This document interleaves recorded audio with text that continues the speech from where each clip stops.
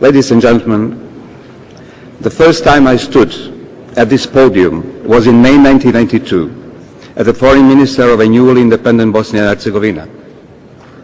At that time, I recounted the unspeakable atrocities that were unfolding in my country.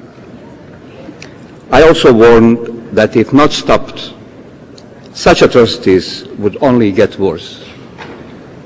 In fact, I merely asked that Bosnia and Herzegovina be accorded the right to defend itself, the right guaranteed by the United Nations Charter. We know what happened since. Some in the international community insisted on maintaining the arms embargo imposed by the United Nations Security Council in 1991, thus adding to the obviously overwhelming military advantage of Milosevic's regime that was bent on destroying Bosnia and Herzegovina and its people. They justified this course by claiming that lifting of the arms embargo meant adding oil to the fire. So the result was that the fire was quelled by the blood of innocent.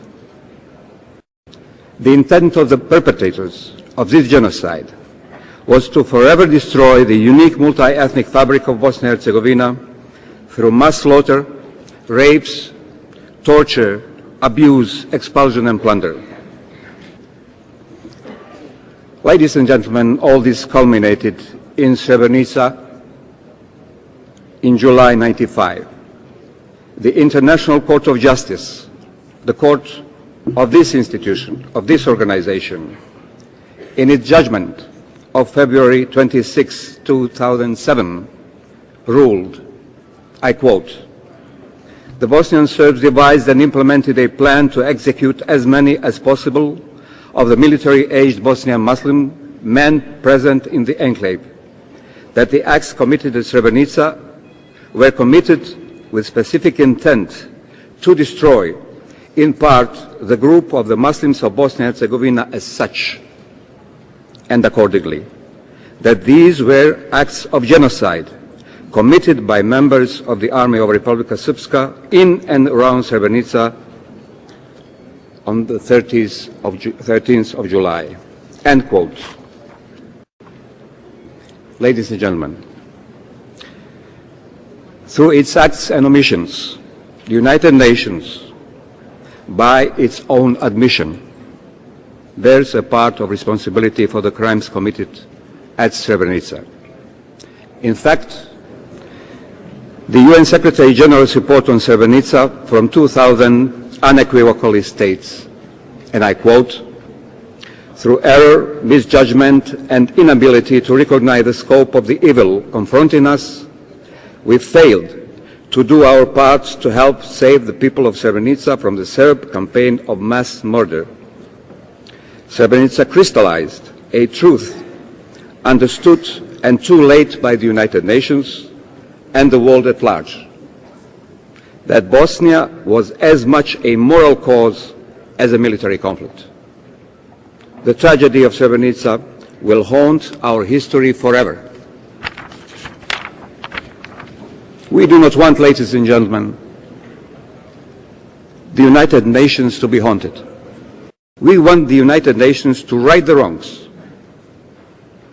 In fact, international law mandates that this must be done.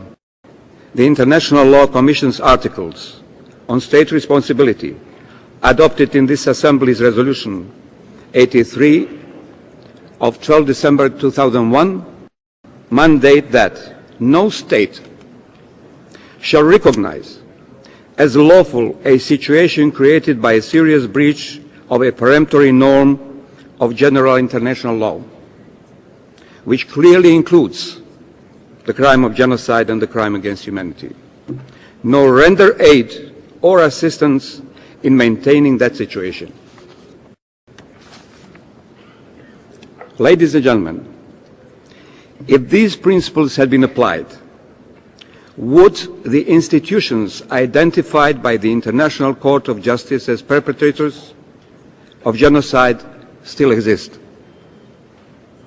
Would vast portions of a country remain ethnically clean?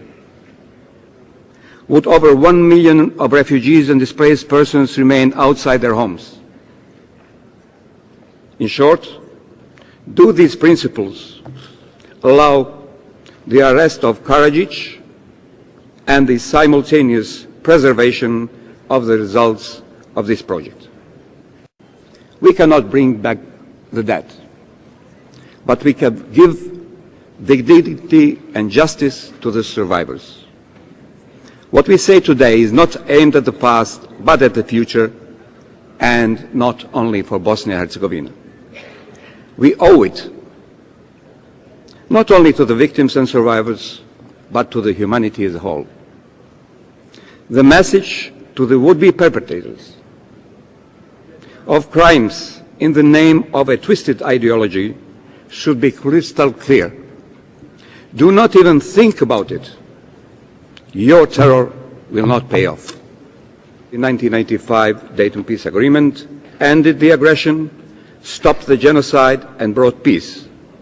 These were its major accomplishments. The Dayton Peace Agreement, however, was also intended to revert the effects of genocide and ethnic cleansing. It had all the necessary elements to do so. It is not the implementation of the Dayton Agreement, but the violation of its core principles that led to this result. It would be a grave mistake to recognize this result as lawful and legitimate. It is the responsibility of this organization to make it right, just as we should not have been forced to smuggle arms into our own country to defend ourselves.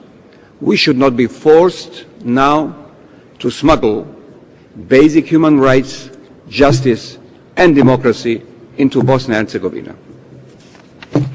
Can we celebrate the 60th anniversary of the adoption of the Genocide Convention if the first and only judgment of the International Court of Justice on the crime of genocide remains in the archives of that court? Ladies and gentlemen, now is the time to right these wrongs. We are about to start work on the new constitution of Bosnia and Herzegovina, and the outcome of that process will answer many of these questions. To those who now seek to legitimize the systemic violations of the Dayton Agreement, we all must say, make no mistake, genocide will not be rewarded. This is the responsibility of this organization, because rewarding the genocide would send a dangerous message throughout the world and would surely undermine the chances of peace and stability in Bosnia and Herzegovina and the region. Seekers of justice are not the enemies of peace. They are the guardians of peace. And this is what this statement is all about. Certainly there are those in Bosnia and Herzegovina who would not agree with this. But surely they are not the victims of genocide.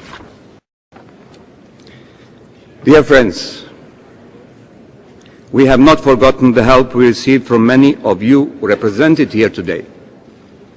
Bosnia and Herzegovina still needs your help in this regard, and we hope we can work together in order to ensure permanent peace and stability in my country, the region, and the world.